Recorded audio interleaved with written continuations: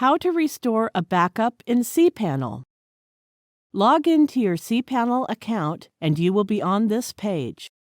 Go to Files section and click Backup Wizard. In the first step, Backup or Restore, click the Restore button. You have 4 options to select any one option. Let us select Home Directory.